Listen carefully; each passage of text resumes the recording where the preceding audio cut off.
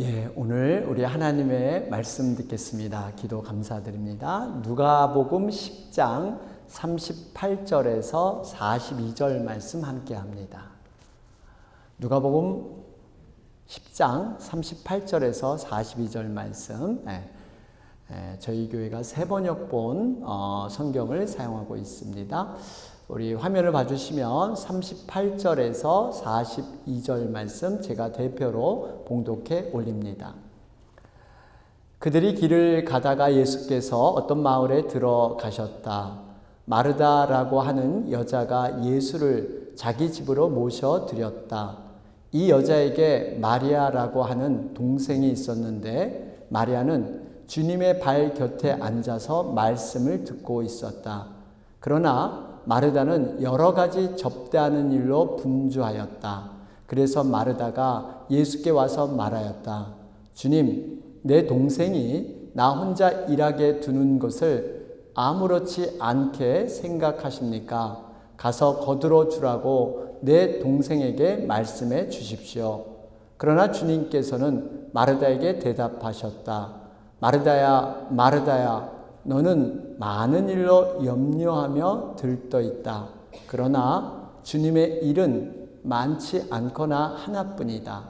마리아는 좋은 몫을 택하였다. 그러니 아무도 그것을 그에게서 빼앗지 못할 것이다. 아멘. 할렐루야. 예, 우리 한국에서는 지금 구정주간이라 그러죠.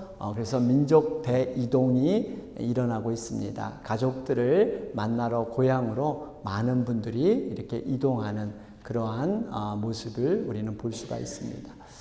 우리도 이렇게 고향을 떠나왔지만 또 우리 이곳에서 우리가 한 가족으로 또 한 식구로 이렇게 지낼 수 있어서 너무나 감사하고 너무나 고맙습니다.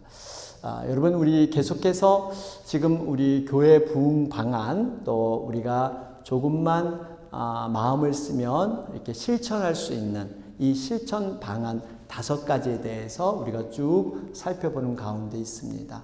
오늘은 마지막 시간 5번째 시간이죠. 우리가 서로 섬깁니다. 서로 섬깁니다. 이 주제로 우리가 함께 나누고자 합니다. 여러분, 섬김은 성경에 보면 섬기는 자가 큰 자라 그러죠. 바로 섬김을 통해서 하늘의 복을 이렇게 나눌 수 있는 복의 통로가 된다, 이렇게 얘기를 합니다. 여러분, 통로라는 의미는 항상 그 안에 가득 차 있다는 의미가 있어요. 그러니까 우리가 복의 통로가 된다는 것은 복을 나만 누리는 임재가 아니라 나를 통해서 흘러 넘칠 수 있도록. 여러분, 파이프를 보면 파이프 역할을 하려면 그 파이프는 항상 물이 가득해야 흘려보낼 수 있는 거예요.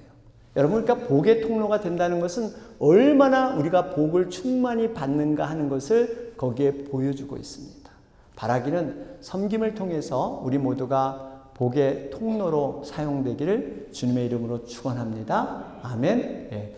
요즘 우리 화제가 되는 것이 이태리에서 열리는 동계올림픽. 예. 우리 제가 밀라노 그랬더니 저희 한 사람이 밀란 이렇게 하래요. 한국말은 밀라노죠. 밀라노. 예.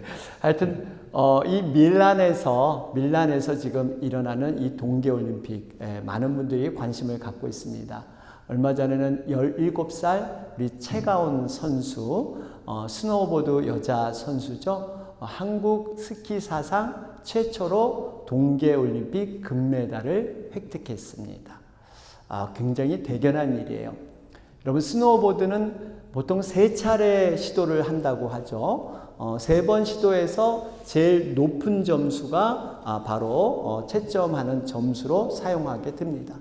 여러분 보셨겠지만 최가온 선수가 1차 때 여러분 실패하고 맙니다. 그래서 이 다리를 절뚝거리고 도저히 출전이 불가능하겠다, 병원으로 가는 게 낫겠다 했지만 그걸 뿌리치고 2차 때도 시도를 하죠. 그런데 거기서도 그만 실패하고 말아요.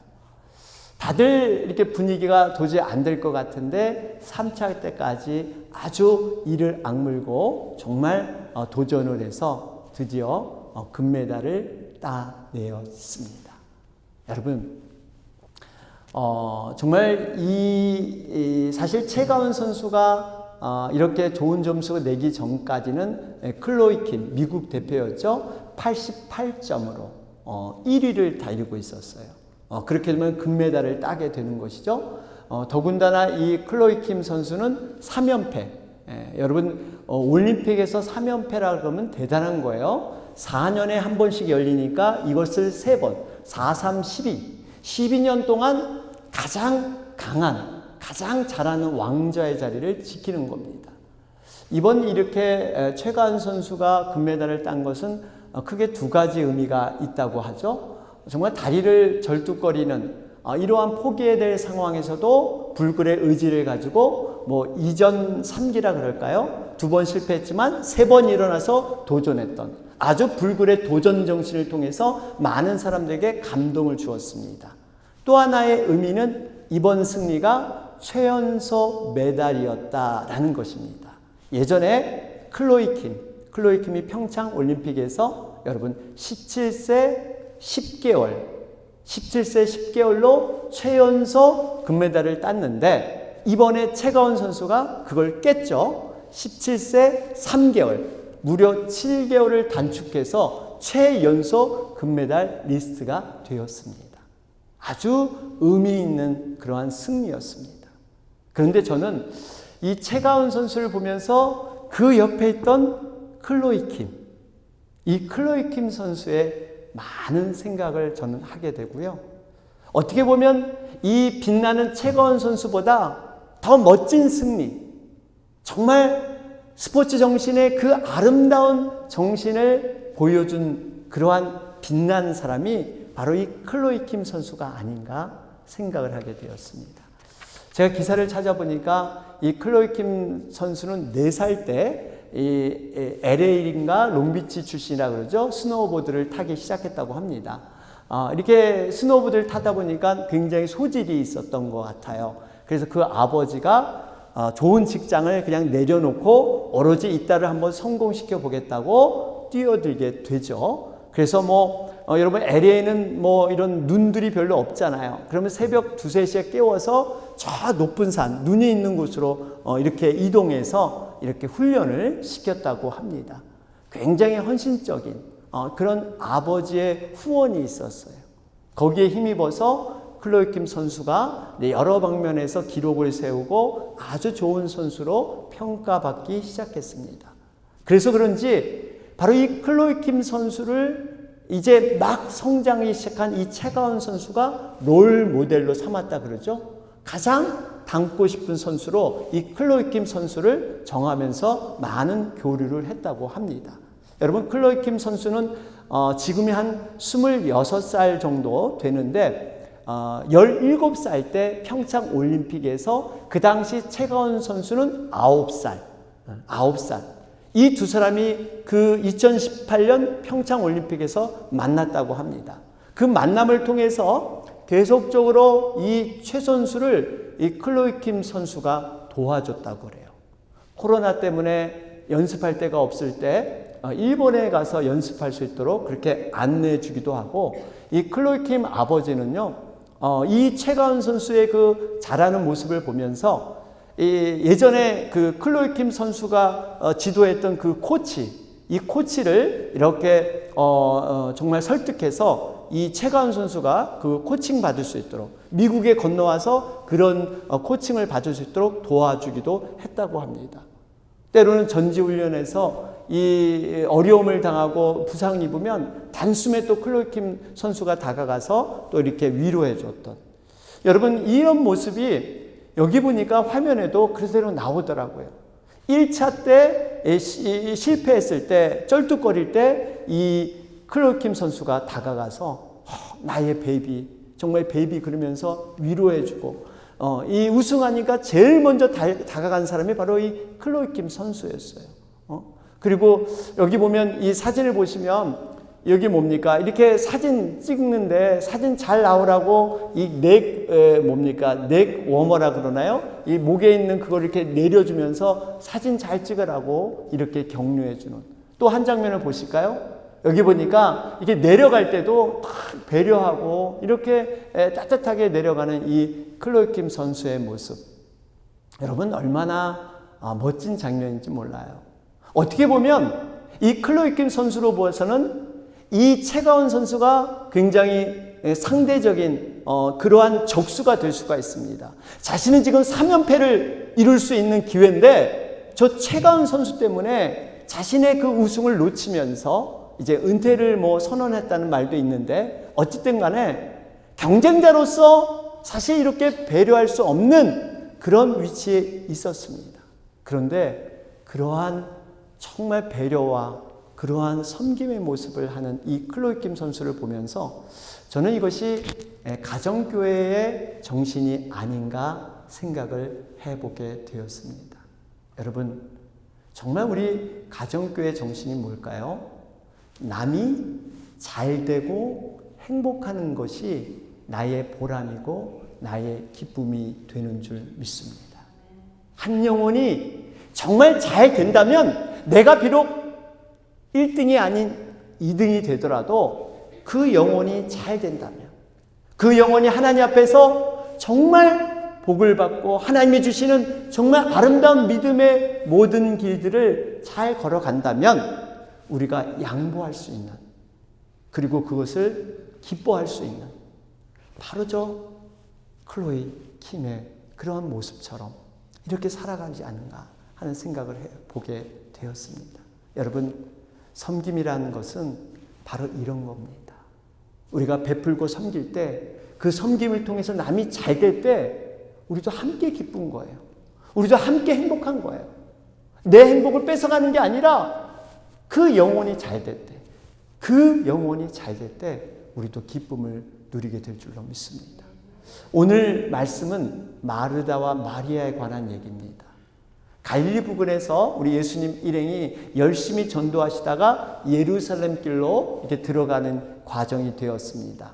여러분, 이 예루살렘 길에는 약 베단이라는 그러한 도시가 있는데 예루살렘에서 약 3.5km 정도 떨어진 곳이에요.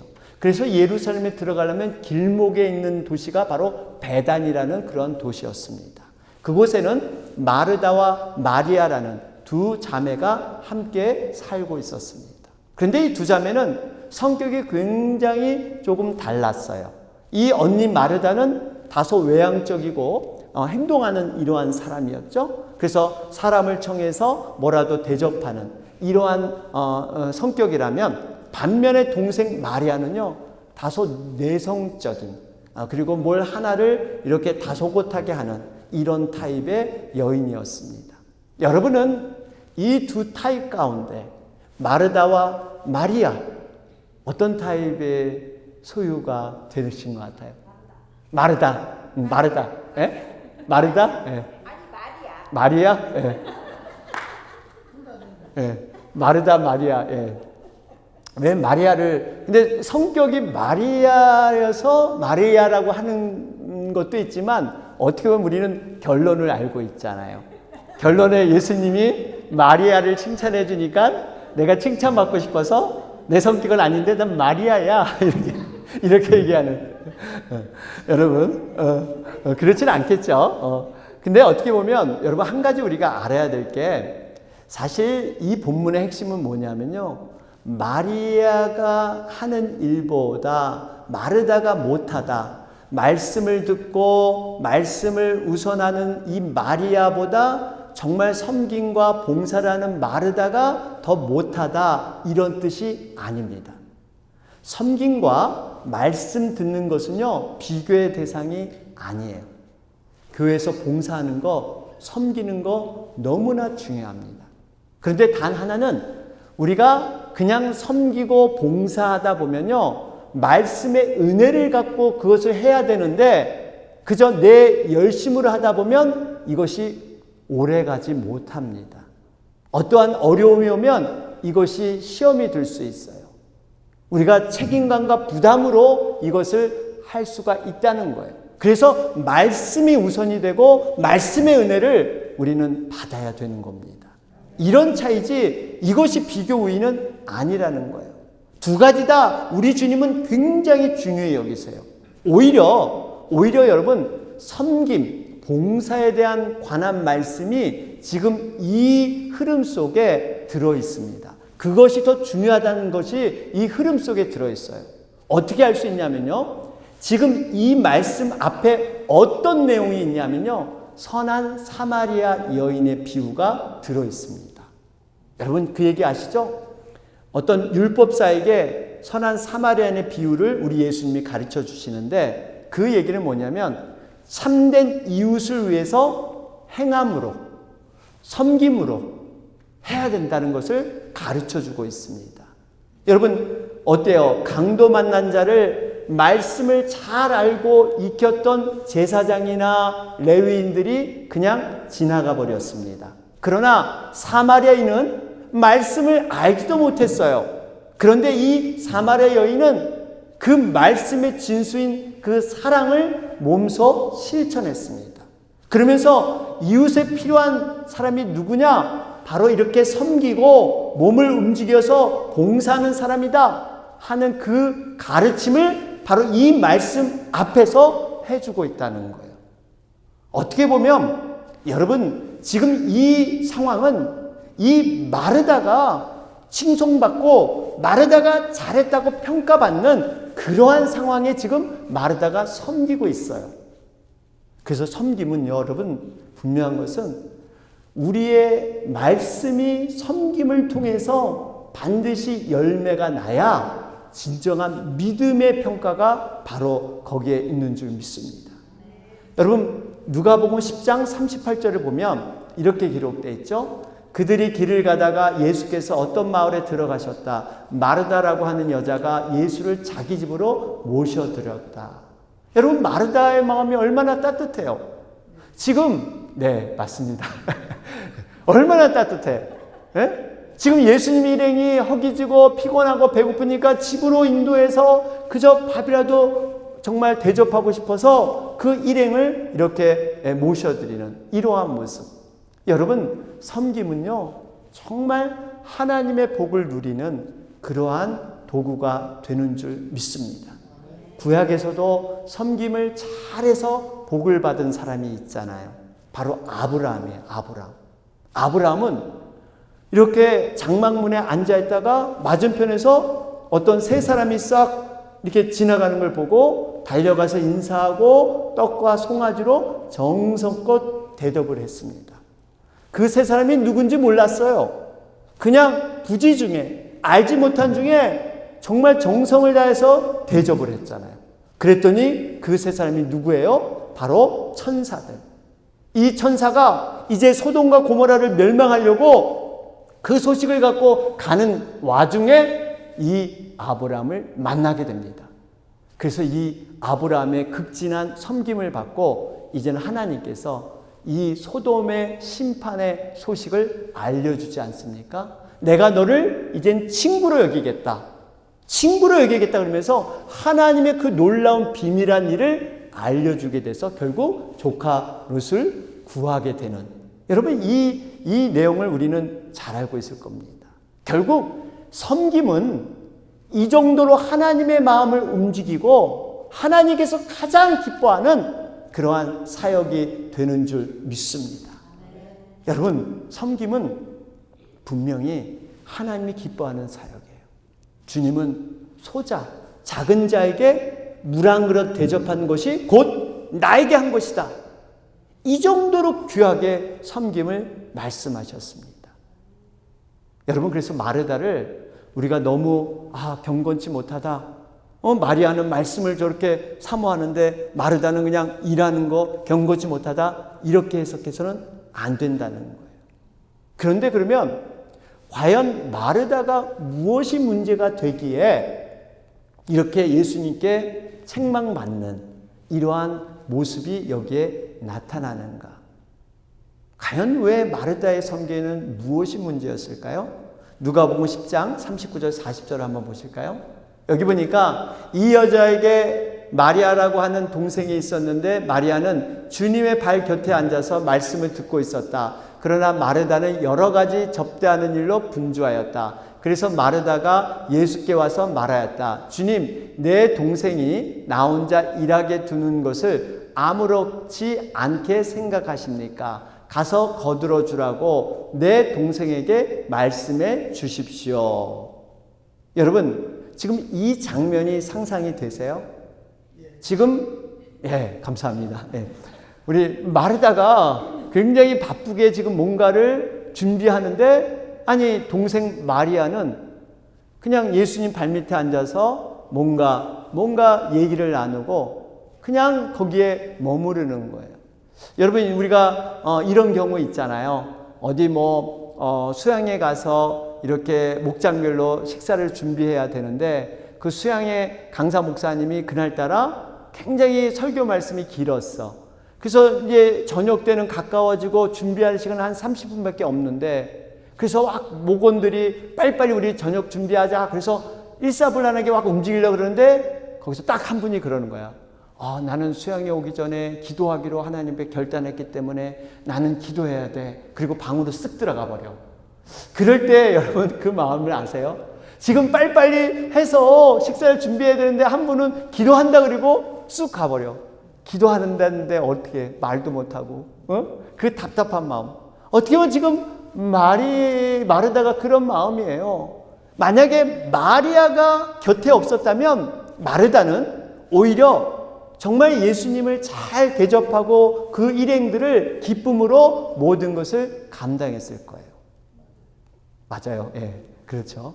그러니까 정말 이 예수님 만남도 좋았고 은혜도 받았고 모든 게 좋았는데 갑자기 마리아의 그러한 행동 때문에 마음이 딱 걸려 넘어졌다는 사실이에요. 여러분, 우리가 알아야 됩니다. 우리 자신 인간의 마음은요, 굉장히 연약합니다. 우리가 은혜 받고 예수님 너무 좋고 감격해서 예수님 앞에 그 은혜를 고백하며 봉사하고 헌신하는데, 이 모습이 자칫하면 어떤 상황에서 딱 걸려 넘어질 수가 있어요.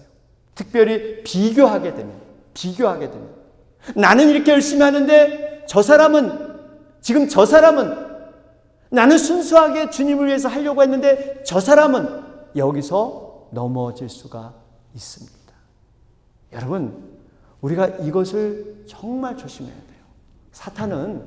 사탄은 항상 여러분 어떠한 눈에 보이는 나쁜 것, 그런 동기와 죄의 유혹에만 있는 게 아니라 좋은 의미를 가지고 좋은 의도를 가지고 하려고 할 때 그것을 아주 컬컬한 마음으로, 아주 어려운 마음으로 시험에 빠지게 하는 게 사탄의 전략입니다.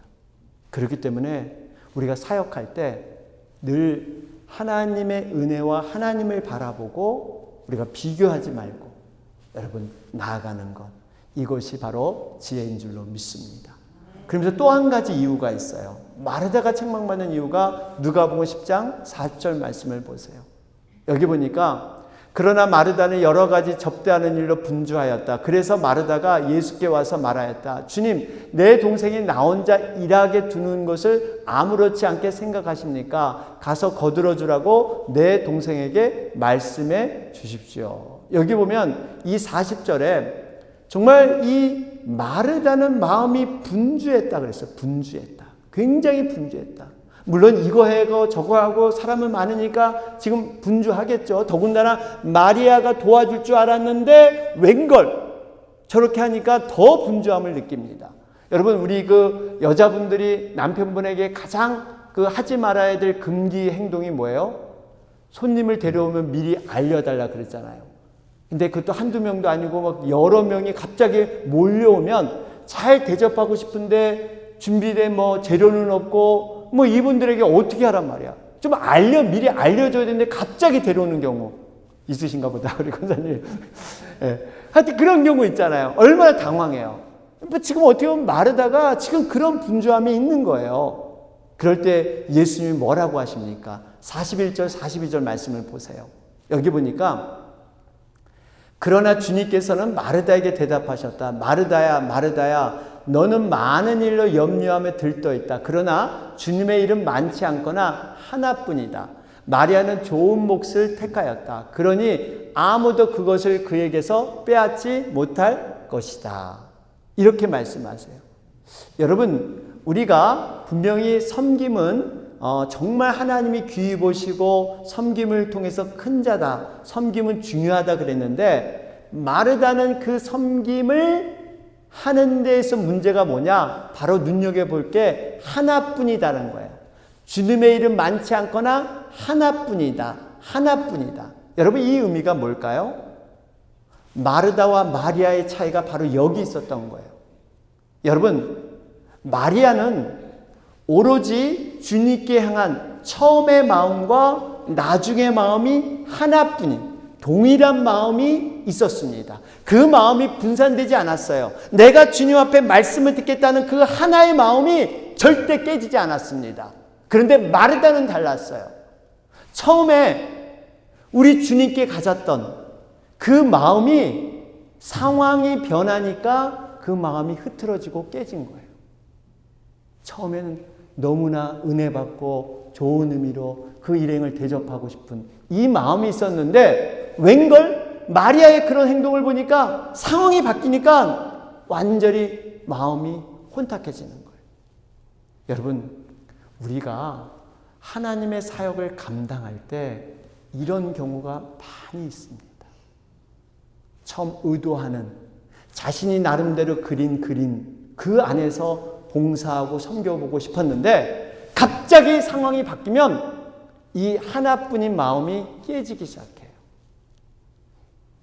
여러분, 이렇게 되면 본질, 정말 내가 주님을 위해서 순수하게 봉사하고 싶은 마음, 본질이 이것이 사그라지고 이것이 무너지기 시작합니다.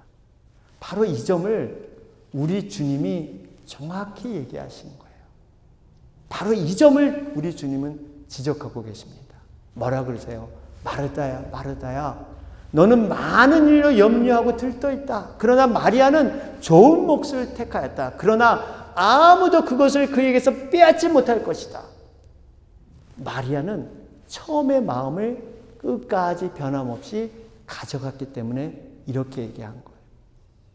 여러분, 이 지금 마르다야, 마르다야, 우리 주님이 2번씩이나 이렇게 반복한 것은요, 정말 그 마음의 간절함, 안타까움. 이 마르다를 보면서 정말 좋은 것으로 잘했으면 너가 더 칭찬받을 텐데 그 좋은 것을 네 마음을 제대로 관리하지 못해서 이렇게 무너지는구나.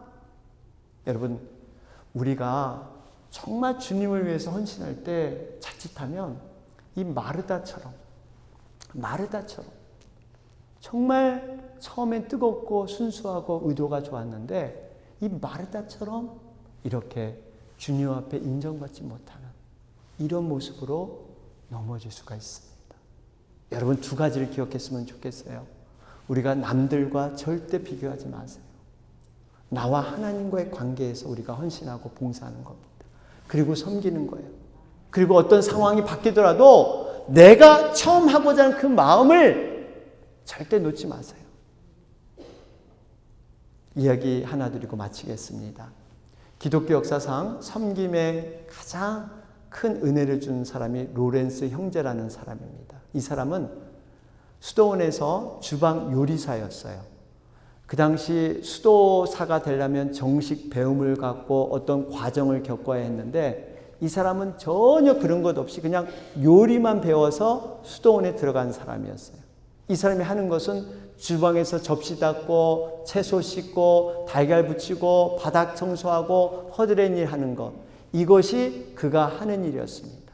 정말 수도원들이 보기엔, 수도사들이 보기엔 하찮게 보이는 이런 일을 했는데 이 로렌스 형제는 기쁨으로 최선을 다했다고 합니다.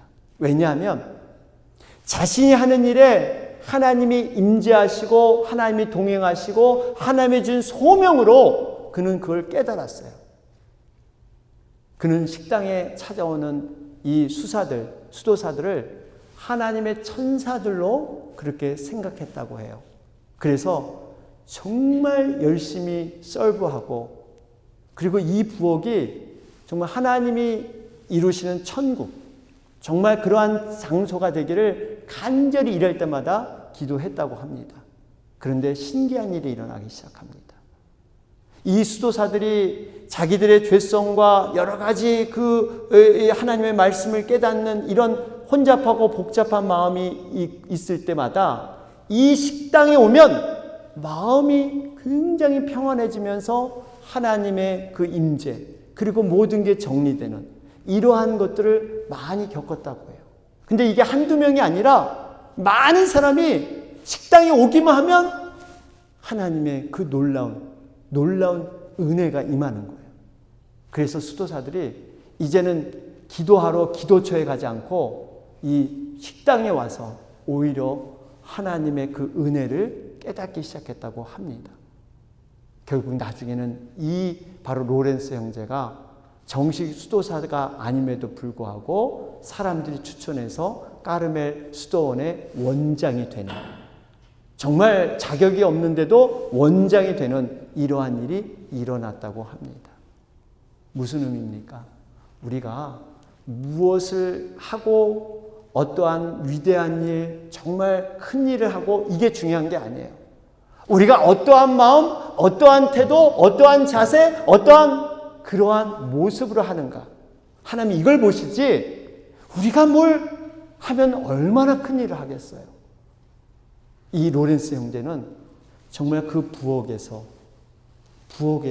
그 경건함을 만들어서 하나님께 영광 돌리는 그러한 자가 됐습니다. 바라긴 여러분, 섬기는 자가 큰 자입니다.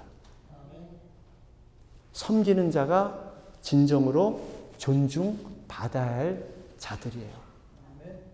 섬김이 하늘의 문을, 하늘의 복을 나누는 그러한 축복의 통로가 되는 줄 믿습니다. 앞으로 이 섬김을 통해서 정말 하나님을 경험하는 여러분과 제가 되길 주님의 이름으로 축원합니다. 아멘.